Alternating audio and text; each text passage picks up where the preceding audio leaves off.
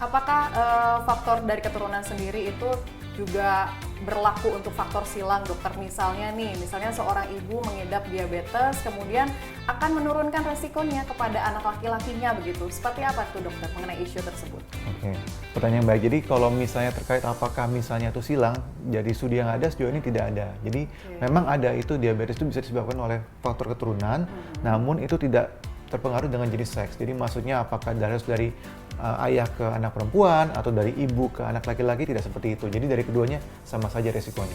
Jadi sebenarnya kalau kita ngomong diabetes itu kan terus saja kan orang takut tuh komplikasinya ya. Betul. Jadi komplikasi itu banyak. Jadi kalau kita ngomong komplikasi diabetes itu pertama kita bagi dua secara garis besar. Ada namanya komplikasi akut atau yang mendadak, ada namanya komplikasi kronik yang jangka panjang. Nah, untuk komplikasi akut tuh apa sih? Jadi dibagi dua, biasanya antara gula darahnya ketinggian atau gula darahnya tuh kerendahan. Itu multifaktorial penyebabnya. Kalau gula darah tinggi biasanya karena nggak minum obat, pola makannya udah kencing manis tapi nggak mau kontrol ke dokter, atau misalnya pola makan hidupnya nggak diatur sama sekali, itu bisa menyebabkan gula darahnya ketinggian. Nah, hal yang sama juga misalnya gula darahnya kerendahan, itu biasa penyebabnya multifaktorial juga, namun paling sering itu biasanya karena salah minum obat.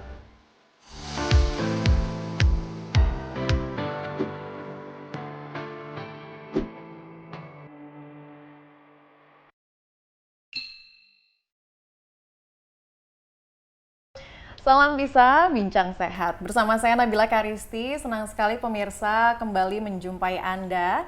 Dan hari ini kita akan membahas mengenai satu penyakit yang tentunya menjadi ancaman ya bagi masyarakat Indonesia, yaitu adalah penyakit diabetes mellitus. Nah, kira-kira apa saja sih sebetulnya yang harus diwaspadai dari diabetes mellitus ini?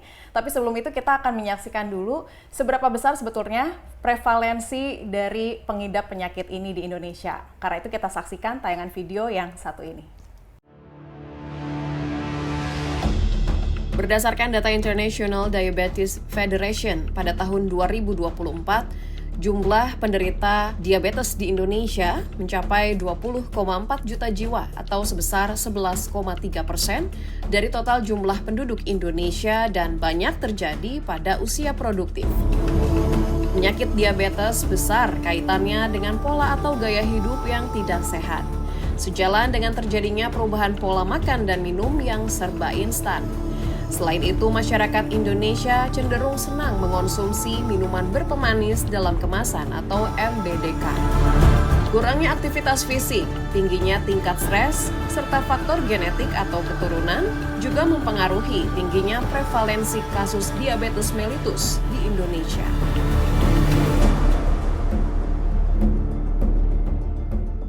Iya, Anda masih di Bincang Sehat pemirsa, dan tadi kita sudah menyaksikan ya prevalensi dari pengidap penyakit diabetes mellitus, dan kita sekarang akan membahas lebih dalam nih mengenai apa sih sebetulnya penyakit diabetes mellitus ini dan bagaimana pula cara penanganannya.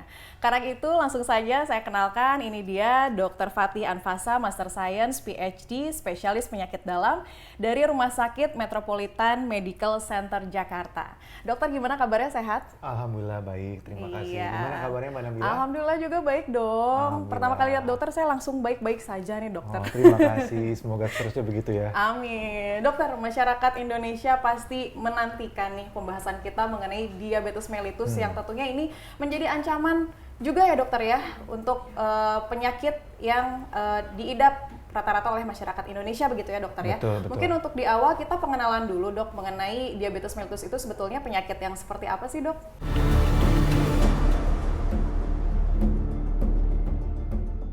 Ya, jadi diabetes mellitus itu merupakan suatu penyakit medis kronis di mana tubuh itu gagal mengatur regulasi gula darah secara normal, atau gula darah atau glukosa darah, seperti itu. Nah, ini disebabkan oleh banyak faktor. Ada faktor karena penyakit autoimun, jadi gangguan pada autoimun, atau juga karena fungsi ataupun kerja suatu hormon namanya insulin. Jadi hormon insulin ini suatu hormon yang berfungsi seperti sebuah kunci ke dalam pintu. Jadi kalau tubuh kita pengen memasukkan gula darah ke dalam sel-sel untuk diolah sebagai sumber energi atau metabolisme itu, dia butuh si insulin ini untuk masukin ke dalam sel-sel tubuh, jadi kayak kuncinya. Nah, itu bisa terganggu fungsinya maupun juga kerjanya, jadi jumlahnya ataupun cara kerjanya. Dan Demikian. insulin tadi juga didapatkan dari pankreas gitu ya dokter? Betul, jadi diproduksi oleh suatu kelenjar namanya pankreas yang lokasinya itu dekat sekitar lambung kita, di perut kita, betul. Penyebab-penyebabnya nih dok, untuk diabetes mellitus ini dari apa saja sih dokter? Jadi untuk penyebabnya itu tergantung dari tipe diabetes mellitusnya apa. Karena secara umum, sejauh ini sih klasifikasi masih membagi diabetes mellitus menjadi 4 tipe. Tapi yang paling sering juga kita tahu kan mungkin ada diabetes mellitus tipe 2 ya, yang itu yang banyak beredar di masyarakat. Jadi kalau ya, betul sekali. Nah, kalau diabetes mellitus tipe 2 itu umumnya diakibatkan oleh suatu kondisi di mana si insulin itu tuh jadi tidak bisa optimal kerjanya untuk memasukkan gula ke dalam tubuh kita. Sehingga akibatnya karena gagal itu gula darah dalam darah kita hanya tinggi dan akhirnya menyebabkan berbagai macam penyakit seperti itu. Faktor apa lagi yang menyebabkan biasanya terjadi akhirnya suatu individu mengidap diabetes mellitus tipe 2 dokter? Jadi umumnya itu kan penyakit metabolisme. Jadi itu kebanyakan terkait dengan pola hidup. Jadi memang untuk penyakit diabetes itu memang ada faktor turunan ya, faktor genetik. Jadi kalau memang orang tuanya jadi seperti ayah, ibunya itu misalnya memiliki diabetes, mereka juga pada umumnya memiliki resiko lebih besar dibandingkan orang yang tidak memiliki diabetes. Namun kalau kita lihat sekarang itu ternyata juga dari pola hidup, misalnya banyak makan makanan yang tidak sehat, misalnya yang tinggi gula, kemudian tinggi karbohidrat, kemudian juga jarang berolahraga misalnya. Jadi sedentary lifestyle yang dimana kita tidak banyak beraktivitas itu juga merupakan satu faktor risiko untuk menyebabkan diabetes misalnya. Akumulasi pola hidup tadi ya yang menyebabkan dari resiko diabetes mellitus tipe 2 ini. Betul Apalagi sekali. dokter faktor risiko lainnya? Jadi misalnya juga kan tadi kan udah kita bahas juga misalnya ada penyakit lain misalnya karena kegemukan. Jadi misalnya kegemukan juga berat badan berlebih juga bisa. Jadi yang berat badan yang berlebih hati-hati, kita harus waspada juga. Jangan lupa untuk kita dievaluasi juga seperti itu. Kategori berat badan berlebih itu yang seperti apa tuh dok?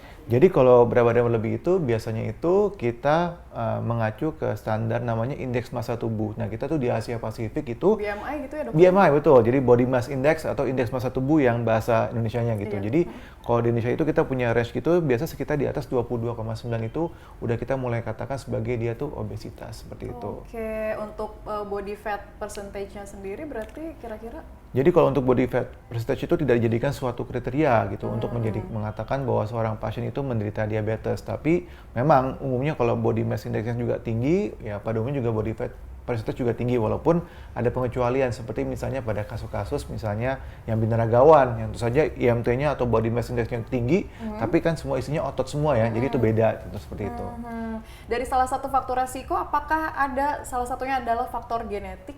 Betul. Faktor keturunan itu boleh Jadi seperti apa? betul. Jadi faktor genetik itu memang dominan, itu juga bisa terjadi pada diabetes mellitus tipe 1 yang itu yang mungkin belum banyak orang tahu tapi itu yang dari genetik juga, kemudian juga diabetes mellitus tipe 2. Jadi memang faktor genetik itu merupakan salah satu faktor risiko yang membuat seseorang itu lebih beresiko mengalami diabetes dibandingkan yang orang tuanya misalnya tidak memiliki diabetes. Tapi kembali lagi, kalau kita ngomong diabetes tipe 2 itu benar ada faktor risiko, namun yang paling dominan adalah faktor dari pola hidup. Dari kebiasaan begitu ya dokter. Betul sekali.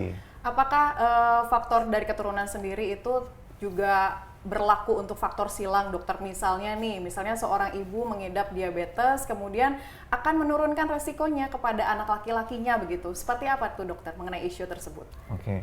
Pertanyaan baik. Jadi kalau misalnya terkait apakah misalnya itu silang, jadi studi yang ada sejauh ini tidak ada. Jadi memang ada itu diabetes itu bisa disebabkan oleh faktor keturunan, namun itu tidak terpengaruh dengan jenis seks. Jadi maksudnya apakah dari ayah ke anak perempuan atau dari ibu ke anak laki-laki, tidak seperti itu. Jadi dari keduanya sama saja resikonya.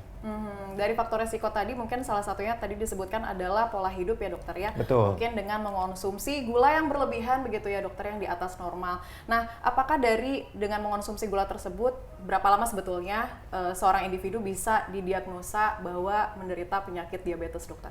Oke, jadi sebenarnya sih tidak ada batasan yang jelas untuk hal itu karena kan itu multifaktorial ya. Kadang-kadang kita tidak bisa yakin apakah pasti makan misalnya roti 10 biji itu pasti diabetes, enggak juga. Jadi memang untuk apakah jumlah gulanya itu tidak ada, tapi yang jelas konsumsi gula berlebihan, terutama misalnya gula yang tidak sehat, karena kita tahu juga kan ada gula-gula juga yang sehat, misalnya seperti yang dari bahan-bahan yang whole grain gitu. Jadi kalau yang nggak sehat itu biasanya refined carbohydrates, jadi misalnya yang diproses murni banget, jadi dihilangkan bahan nutrisi atau misalnya juga seratnya itu, sehingga jadinya benar-benar hanya gulanya saja itu yang berbahaya. Misalnya kayak seperti apa? Seperti snack-snack atau yang manis-manis, atau juga minuman. beras putih misalnya dibandingkan beras yang coklat atau beras merah, seperti itu juga bisa gitu. Mengenai produk dari kesehatan tadi gitu dokter, sekarang ini kan sudah banyak juga nih beredar bahwa banyak produk makanan yang mengusung label sugar free begitu ya dokter ya. Betul. Tapi apakah dengan label tersebut bisa dikatakan bahwa makanan itu adalah sesehat dari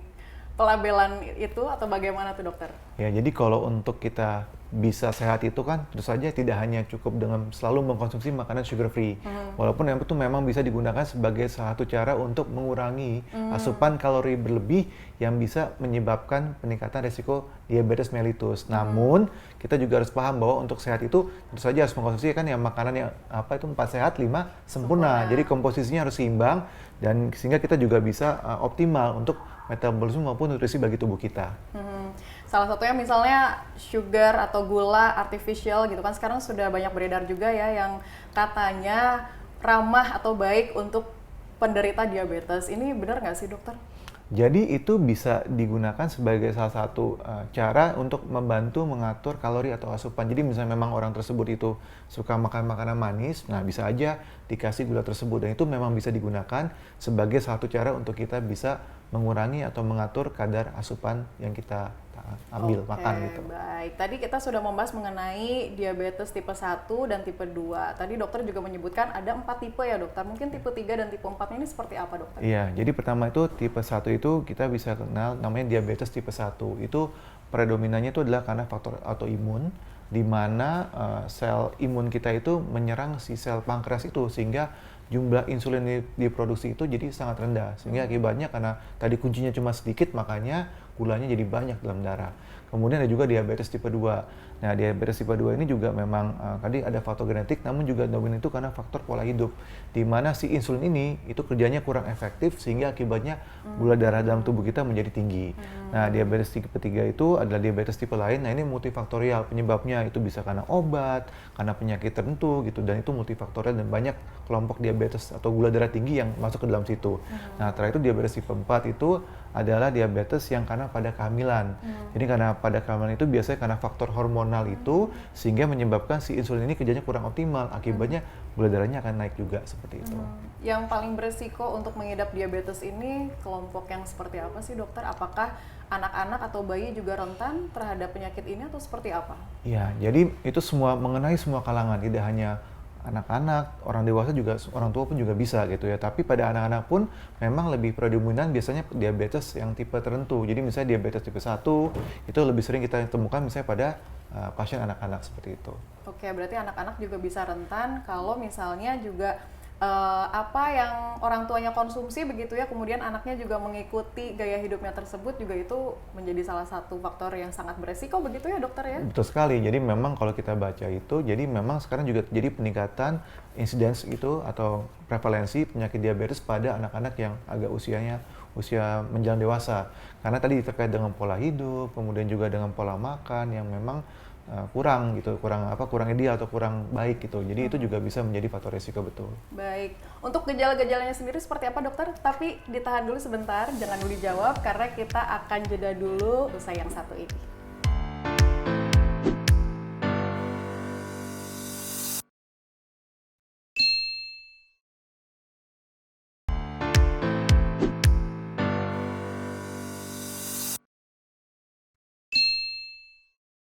Anda masih di Bincang Sehat, masih bersama dengan Dr. Fatih Anfasa, Master Science PhD, spesialis penyakit dalam dari Rumah Sakit Metropolitan Medical Center Jakarta. Dokter, kita balik lagi. Tadi kita sempat tertunda sejenak untuk membahas mengenai gejala dari penyakit diabetes mellitus ini. Mungkin boleh disebutkan seperti apa sih, dokter?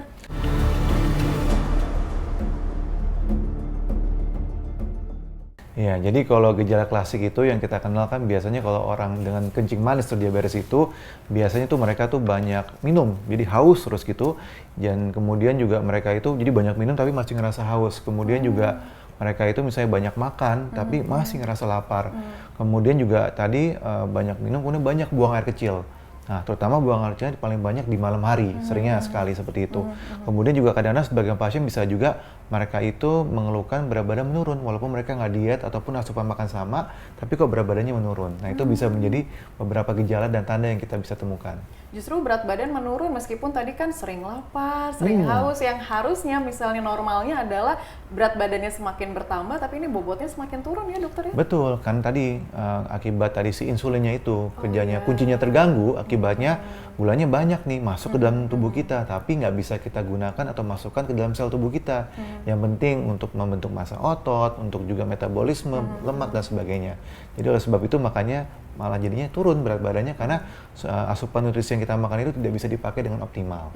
Karena darahnya tadi atau sel-selnya itu terhambat oleh karena itu ya dokter ya, dari gula yang mengidap gitu ya di darah itu sendiri, sehingga mungkin jaringan-jaringannya tidak bekerja secara sempurna, dan salah satunya untuk misalnya bagaimana mengantarkan nutrisi yang tadinya untuk bahan bakar energi segala macam jadi tertunda begitu ya dokter ya. Dan untuk diabetes ini kan ternyata tidak hanya diidap oleh usia yang kategorinya lansia begitu ya dokter, tapi juga ternyata anak-anak juga berpotensi. Ini mungkin boleh dijelaskan dokter seperti apa? Iya, jadi kalau untuk anak-anak yang usianya udah agak dewasa atau menjelang dewasa itu kurang lebih gejalanya sama dengan dengan yang orang dewasa. Namun kalau kita ngomong ke bayi gitu ya, itu biasanya mereka kadang-kadang gejalanya awal kurang lebih mereka itu jadi haus. Jadi misalnya mereka tuh minum ASI tuh pengennya minum terus aja gitu. Jadi nggak berhenti-berhenti sebisa mungkin. Kemudian juga mereka jadi sering pipis, jadi popoknya pasti cepet basah ya. Jadi harus sering diganti seperti itu. Kemudian juga yang bisa kita temukan juga tuh misalnya jadinya sering timbul kayak ruam kemerahan pada kulit tuh yang kok suka hilang seperti itu. Nah, kadang-kadang juga mereka jadi walaupun anaknya juga bisa kita temukan itu walaupun mereka makannya banyak, minumnya banyak gitu ya, ASI-nya banyak kok berat badan nggak naik-naik gitu. Itu juga bisa menjadi tanda yang kita temukan. Dan kadang-kadang juga bisa yang menarik ini kadang-kadang bau mulutnya gitu ataupun pipisnya itu kadang-kadang juga bisa baunya tuh kurang sedap, malah baunya malah bau manis. Karena tinggi gula itu. Jadi itu bisa ditemukan. Jadi bukan nggak sedap loh ya gitu. Iya, berarti yang aromanya cenderung manis begitu ya dokter? Iya, jadi kalau misalnya dicium gitu kok kayak jadi manis gitu ya, itu mungkin bisa menjadi salah satu tanda dari diabetes mellitus. Dan ini juga kenapa orang-orang menyebut diabetes mellitus itu adalah sebagai kencing manis gitu ya dokter? Iya, saya sih nggak pernah nyicimin kencingnya pasien, tapi ya itu katanya begitu. Baik dokter, ini kan juga para orang tua pastinya masih awam sebetulnya untuk mengenali dari anak-anaknya sendiri, terutama mereka yang punya bayi atau balita yang ternyata mengidap diabetes begitu dok. Tapi mereka masih belum tahu karena ciri-cirinya tadi kalau kita sebutkan mirip juga ya dengan yang diidap oleh orang dewasa. Mungkin ada ciri spesifik begitu dokter yang mungkin bisa dikenali oleh para orang tuanya, ini seperti apa? Sebenarnya kalau kita baca dari literatur itu kurang lebih tadi gejalanya sama seperti tadi, tapi memang yang tadi saya bilang kalau misalnya pun orang tua itu misalnya ngerasa kok ragu nih gejalanya seperti apa, memang baiknya dikonsulkan ke dokter. Nanti begitu ketemu dokter, di sana bisa kita lihat apakah gejala ini tuh akibat penyakit lain atau memang terkait dengan diabetes. Nanti dokternya akan memilah-milah dan membantu. Makanya di situ pentingnya kerjasama antara pasien, orang tua pasien dan juga dengan dokter untuk bisa membantu mendiagnosis seorang pasien dengan diabetes. Gitu. Untuk pada bayi sendiri ini berarti dari faktor keturunan begitu dokter atau seperti apa nih? Bisa, jadi memang ada faktor keturunan juga, tapi kalau pada bayi seperti itu lebih dominan. Jadi kalau kita baca literatur itu, ternyata kayak buat diabetes tipe 1 misalnya yang sering ditemukan pada anak-anak, lebih sering dominan ditemukan pada anak, itu kalau dari ayahnya mengidap diabetes itu diturunkan tuh bisa sekitar 6-8%. Sementara kalau dari ibu sekitar 2-4% anaknya akan mengalami resiko. Jadi memang ada faktor resiko, betul. Jadi untuk misalnya seorang ibu yang biasa dengan pola hidupnya yang mungkin kurang sehat begitu ya dokter, salah satunya dengan mengkonsumsi makanan atau minuman yang manis, kemudian dia memberikan ASI kepada anaknya, itu akan berpengaruh besar dengan penyakit diabetes yang diidap oleh bayi tersebut atau seperti apa? Sebenarnya mungkin tidak secara langsung ya, tapi kan memang kalau misalnya dia pola hidupnya tidak sehat buat orang tuanya itu, dan nanti misalnya anaknya pun sudah lahir, sudah membesar seperti itu dan terpengaruh oleh pola hidup tidak sehat, bisa juga jadi mereka mengalami diabetes tipe 2 yang dini gitu, lebih awal. Jadi makanya kenapa sekarang itu memang penting untuk kita mendidik anak-anak kita dari usia dini untuk bisa memilah-milah makanan yang sehat. Karena kan dari dulu kita selalu berpikir bahwa kalau misalnya semakin gemuk itu semakin sehat. Nah itu suatu pemahaman atau konsep yang salah. Karena gemuk tuh nggak selalu sehat. Jadi sekarang yang penting berat badan itu sesuai dengan kurva pertumbuhan anak dan perkembangan anak juga. Nah itu sudah cukup sesuai itu, ya udah tidak perlu dikasih gemuk, dikasih macam-macam agar gemuk. kapan baiknya dokter supaya kita bisa pay attention terhadap kesehatan itu tadi dengan memeriksakan ke ahlinya gitu, ke dokter. Ini bisa dimulai sejak kapan nih dokter? Nah, secara teori kalau kita baca dari panduan misalnya dari organisasi diabetes di Amerika namanya American Diabetes Association itu, mereka tuh menganjurkan orang apapun itu sebaiknya screening mulai gula itu sejak usia 35 tahun. Dan itu bisa diulang tiap 3 tahun sekali, misalnya jika hasilnya normal. Namun jika memang sudah ada gejala tadi yang saya sebutkan gitu, kemudian juga ada faktor risiko tinggi, misalnya dia gemuk, kemudian orang tuanya juga diabetes, kalau misalnya mau diperiksa lebih awal itu tidak masalah.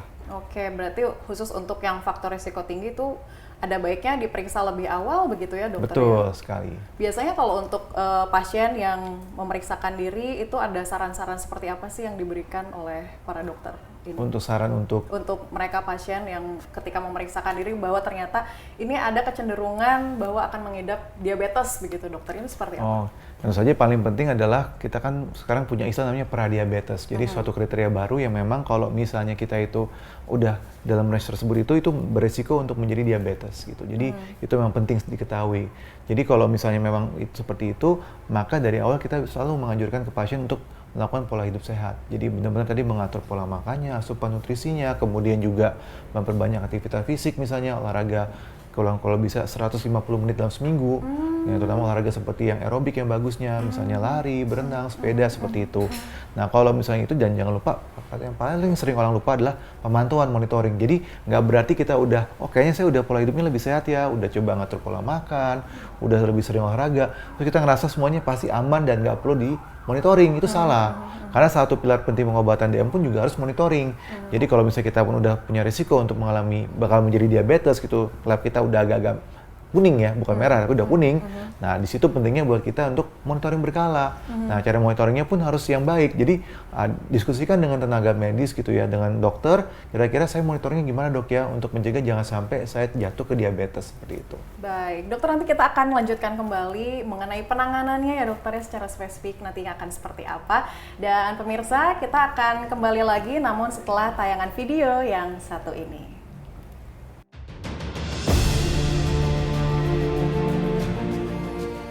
Penyakit diabetes menimbulkan berbagai komplikasi kesehatan yang serius, seperti penyakit jantung, stroke, gangguan penglihatan, dan masih banyak lagi. Karena itu, bagi penderita penyakit diabetes harus mendapatkan penanganan yang tepat.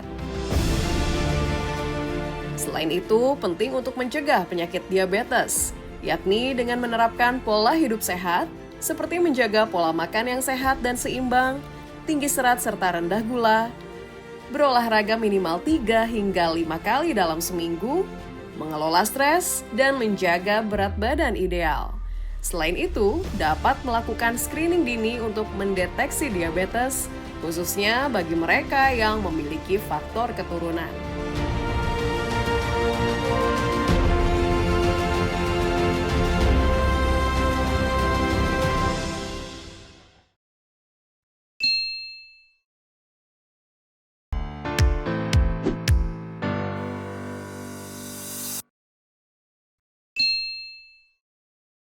Anda masih di Bincang Sehat, masih bersama dengan Dr. Fathia Anfasa, Master Science, PhD, Spesialis Penyakit Dalam, Rumah Sakit Metropolitan Medical Center, Jakarta. Dokter, kita kembali membahas mengenai diabetes mellitus, tadi sebelum ke penanganan ya dokter ya. Mungkin juga kalau kita tahu bahwa diabetes mellitus ini adalah penyakit yang bisa dikatakan the mother of disease ya dokter ya, atau indung dari semua penyakit. Nah ini mungkin boleh cerita kaitannya dengan penyakit-penyakit lain ini seperti apa? Apakah dengan mengidap penyakit diabetes ini ada kecenderungan komplikasi untuk mengidap penyakit-penyakit lainnya, dokter?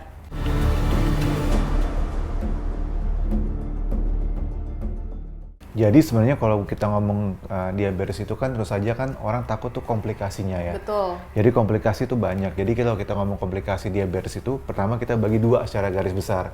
Ada namanya komplikasi akut atau yang mendadak, ada namanya komplikasi kronik yang jangka panjang.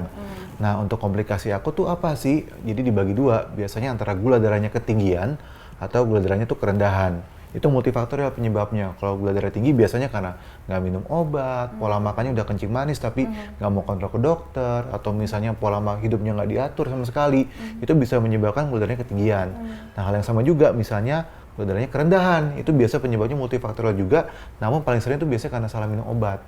Jadi ada seorang pasien, dia itu beli obat sendiri, atau dia nggak kontak ke dokter untuk diatur obatnya, nah itu bisa menimbulkan risiko gula darahnya rendah, seperti itu. Nah, itu yang pertama yang akut. Nah, kedua tuh komplikasi kronik. Nah, itu kita biasanya ngebagi tergantung dari 3 faktor. Misalnya ada pembuluh darah besar, makrovaskular, pembuluh darah kecil, mikrovaskular, sama ke saraf. Jadi kalau yang besar tuh misalnya kemana sih? Ke jantung misalnya. Jadi bisa bikin serangan jantung, kemudian juga bisa bikin stroke. Jadi pembuluh darahnya yang kena tuh yang besar ke otak, stroke, ke jantung, jadi serangan jantung. Nah, kalau pembuluh darah yang kecil misalnya kemana? Misalnya juga ke mata.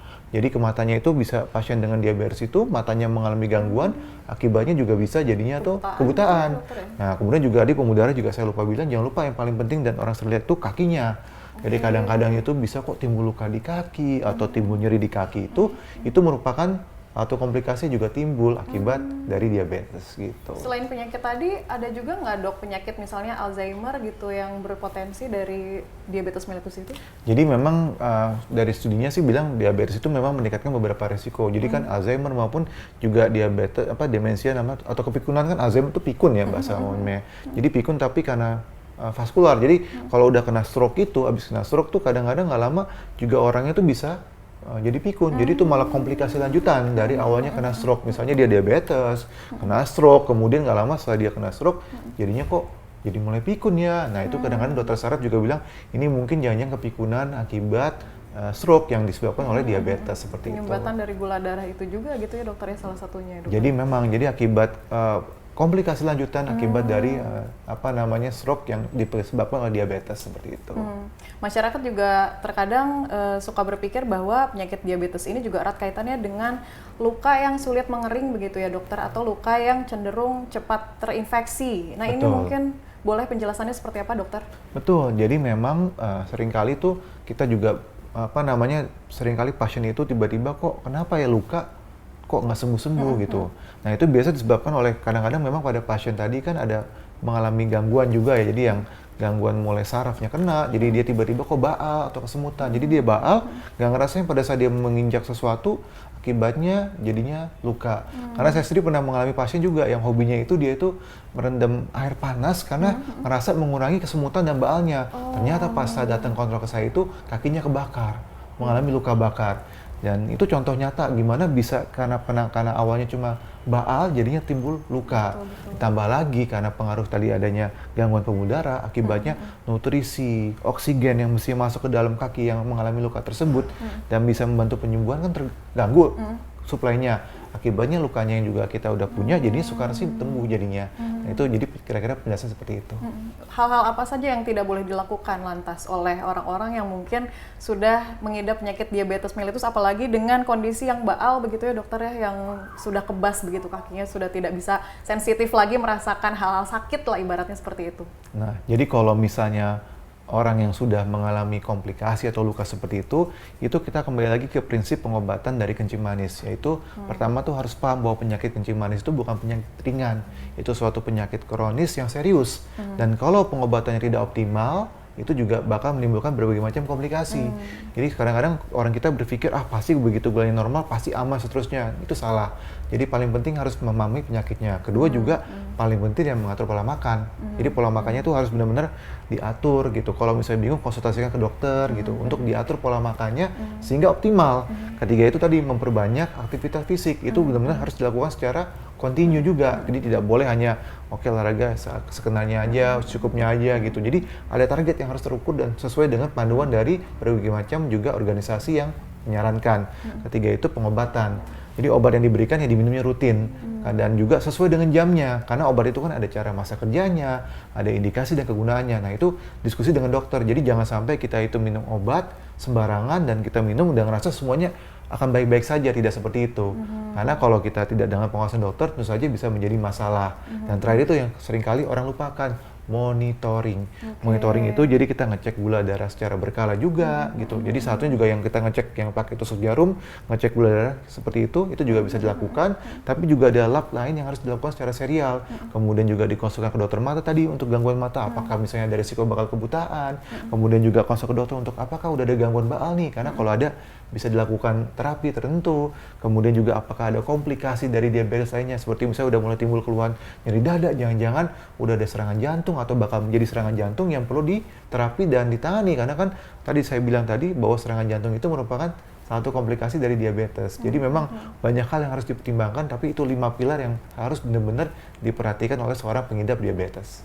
Untuk kelola stres sendiri penting juga nggak nih dokter? Oh, penting sekali. Jadi ternyata karena kalau kita lihat juga banyak banget pasien diabetes ya yang ternyata juga mengalami depresi atau stres karena kondisi sakitnya. Bayangin ya, harus minum obat terus, kadang-kadang belum kalau disuntik-suntik terus juga gitu. Jadi kadang-kadang memang itu bukan hal yang menyenangkan pastinya. Jadi memang penting sekali juga kita untuk bisa memahami kalau kayaknya udah mulai kok tiba-tiba pasien ini ketahuan DM, tiba-tiba dia mengurung diri, atau dia malah jadi marah-marah, atau misalnya dia jadinya nggak mau ngapa-ngapain atau malas beraktivitas, itu mungkin kalau itu keluarganya juga atau orang yang dekat dengan dia bisa mengenali, kayaknya mungkin perlu dikonsultasikan atau dievaluasi deh.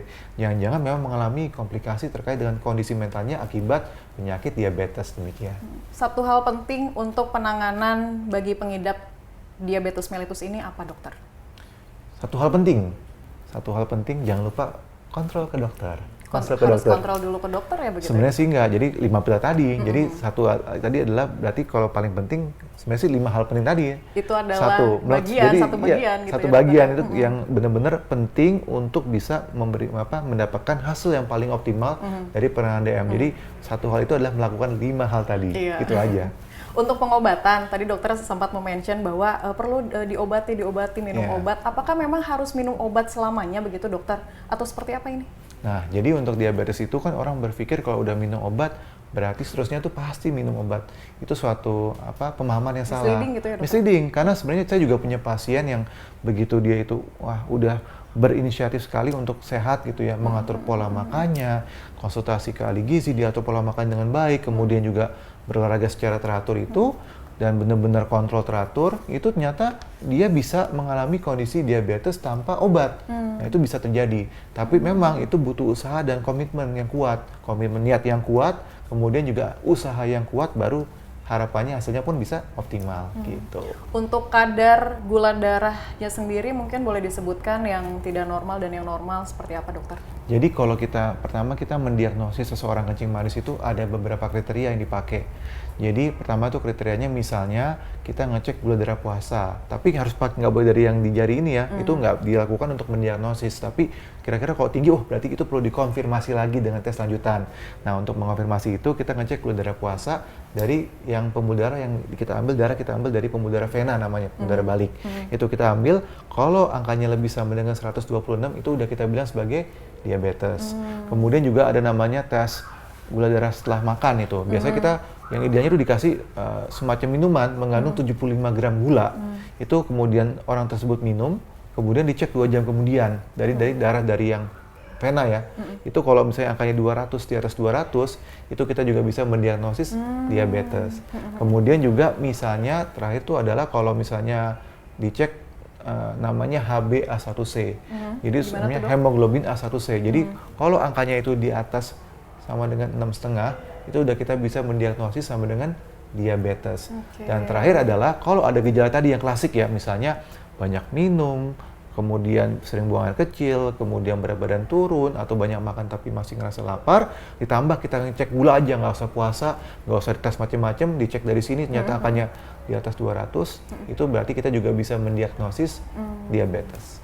Karena memang untuk kadar darah normal sendiri itu adalah sekitar kurang dari 126 miligram desiliter begitu ya Jadi dokter? idealnya tergantung dari seperti apa tes yang kita kerjakan. Tapi memang idealnya kalau bisa, kita biasa kalau di rumah sakit ada orang datang, kalau begitu kita lihat ngecek gula darah langsung kok angkanya di atas 140, kita udah mulai harus berhati-hati, dievaluasi lebih lanjut kira-kira ada nggak resiko atau kemungkinan ke arah diabetes seperti itu. Oke, baik. Dari faktor resiko diabetes juga salah satunya adalah diidap oleh mereka yang bobot badannya tadi berlebih juga ya dokter. Betul. Ya. Apakah dengan mereka yang bobot badannya itu sebenarnya ideal saja begitu atau bahkan cenderung agak lebih slim atau kurus sedikit itu bisa terbebas dari penyakit diabetes atau bagaimana?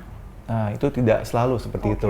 Jadi memang kan multifaktorial juga tadi ya. Jadi walaupun berat badannya kita anggap ideal, kan masih banyak hal lain seperti apakah lemak di perutnya bagaimana, belum faktor risiko orang tuanya bagaimana gitu. Jadi kadang-kadang memang idealnya kita lakukan pemeriksaan lab evaluasi untuk memastikan apakah benar seperti itu atau seorang itu mengalami diabetes atau ternyata memang tidak kenapa-napa. Jadi memang idealnya kita periksakan tadi di atas 30, mulai usia 35 tahun. Penyakit diabetes ini bisa disembuhkan nggak sih dokter sebenarnya? Nah, itu pertanyaan yang menarik. Jadi tidak bisa disembuhkan tapi bisa kita kontrol atau remisi. Jadi harapannya dengan kita itu bisa mengontrol dengan obat yang tepat, kemudian juga dengan pola hidup yang tepat, tadi seperti 5 pilar tadi itu, harapannya kita bisa mengontrol gula darah sesuai target. Nah, itu kita bisa katakan sebagai remisi atau terkontrol, gitu seperti itu. Baik, jadi artinya selama gula darahnya terkontrol begitu ya, maka penderita diabetes ini juga sebetulnya bisa hidup berdampingan dengan kualitas kehidupan yang baik tentunya, yang seperti masyarakat normal umumnya, begitulah ya dokter ya. Betul sekali. Baik, terima kasih banyak dokter untuk pemaparan dan juga pembahasan mengenai diabetes mellitus ini. Harapannya juga seluruh masyarakat Indonesia bisa mencegahnya sedari dini dan juga menangani dengan sebaik mungkin, begitu ya dokter ya. Amin. Terima kasih banyak sekali lagi dokter, dan pemirsa, demikian bincang kita, bincang sehat bersama dengan Dr. Anfasa, Dr. Fathia Anfasa, Master Science, PhD, spesialis penyakit dalam dari Rumah Sakit Metropolitan Medical Center Jakarta. Kita akhiri sampai di sini, dan terima kasih pemirsa, Anda juga bisa menyaksikan tayangan Bincang Sehat tentunya di antaranews.com dan kanal YouTube Antara TV Indonesia. Saya Nabila Karisti pamit, sampai jumpa di Bincang Sehat berikutnya. Terima kasih dokter. Yeah.